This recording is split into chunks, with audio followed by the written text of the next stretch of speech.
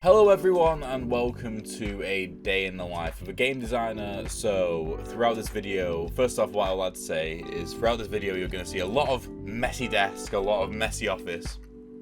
That is because I wanted this to truly be a day in the life of just a random day in my life. I didn't want to have to make it all artificial or anything like that. So hopefully it's going to be interesting. I mean, I started off by getting my post-it notes out, which I color coded. So yellow means work for the company which I work for in the video game industry. Pink means work for Crabtree Studios. And blue, which thankfully I don't have any today at the moment, is like house chores kind of thing that I need to do. And then I put them in order from left to right of what needs to be done first. And that sort of helps me schedule my day.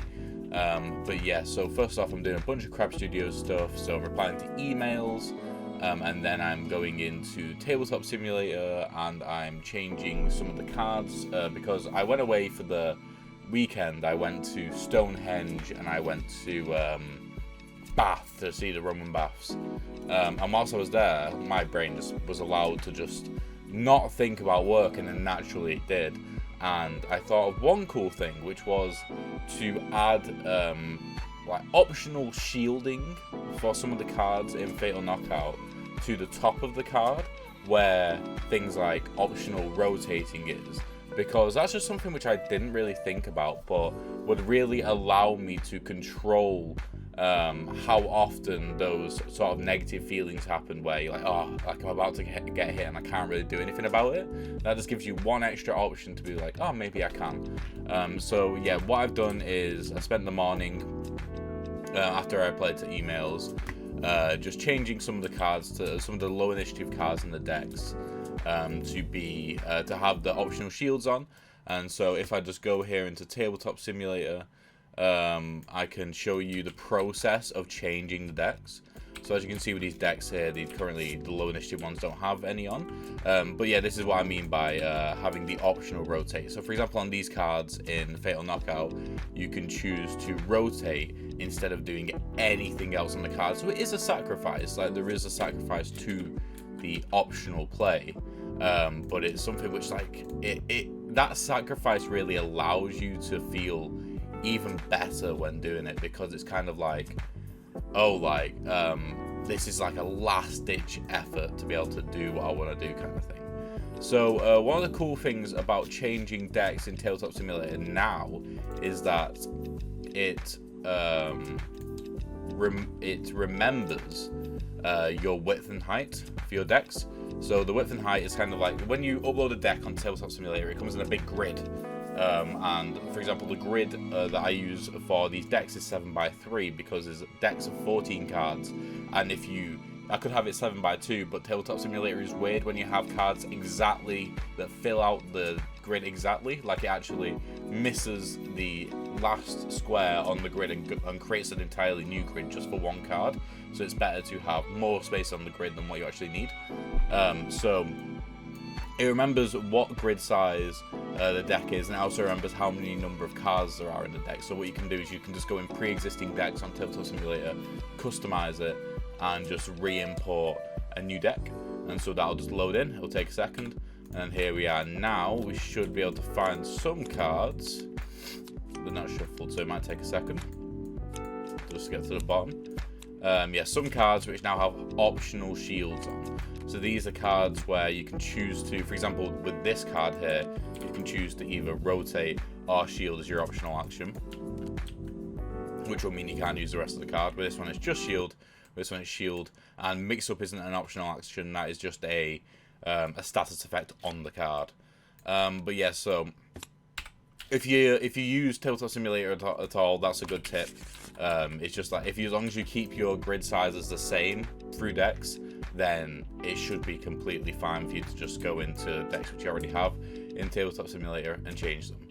So yeah, I'm just going to go through and change all these now, and then that's another post-it note done. And then afterwards I am going to be doing some icon design, because I'm working on a new fighter at the moment, because there's going to be 6 fighters on launch for Fatal Knockout.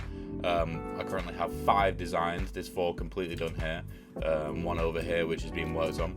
and then I'm working on another one, maybe today, probably not today, we'll see, depends how much time I have. But that new fighter needs new icons, so I'm going to be working on that afterwards, and then that should hopefully bring me up to the start of the workday. If it doesn't, then I'll try and find something else to do until 9 o'clock.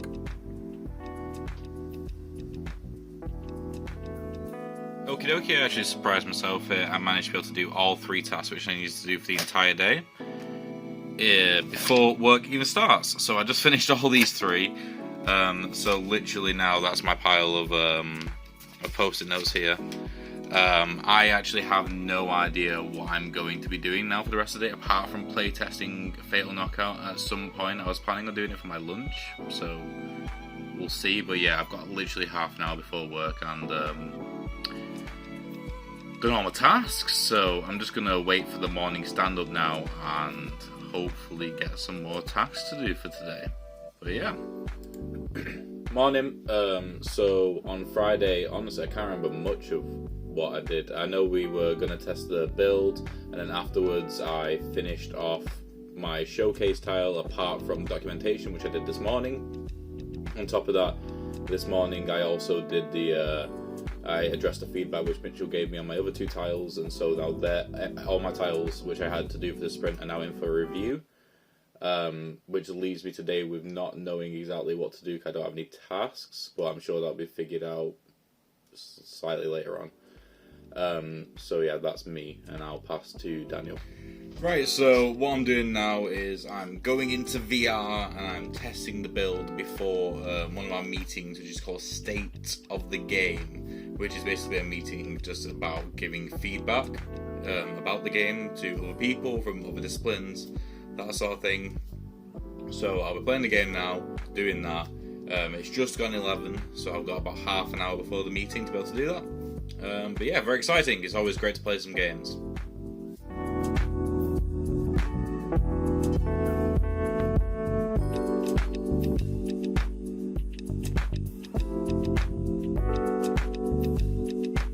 Oh yeah, it was good. That like, the only sort of thing I'd say on that is something which we can change, which is just more fake waypoints.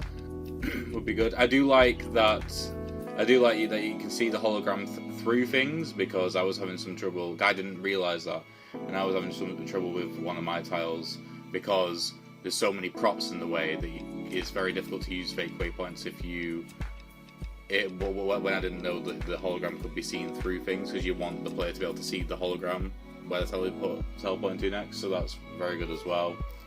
Yeah, just very good. Right, okay, so that call went on, so that meeting regarding the state of the game went on for way longer than it usually does. It went on for like nearly 2.5 hours, and that was because it wasn't just encompassing basically a playtesting session, which is what it usually does. Like, it was encompassing a lot more and kind of like talking about workflow, talking about a bunch of different aspects of the project. So that took forever, but I'm gonna go have lunch now. And when I get back, I'm gonna write up some more post-its because I now have a couple of tasks to be getting on with.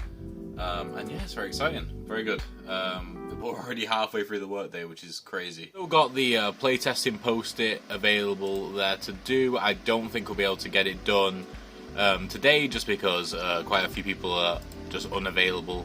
So what I'm going to do is probably just going to leave that there until tomorrow, because I'll definitely get ticked off tomorrow. And then I've got the task here, which I need to do before the end of the day.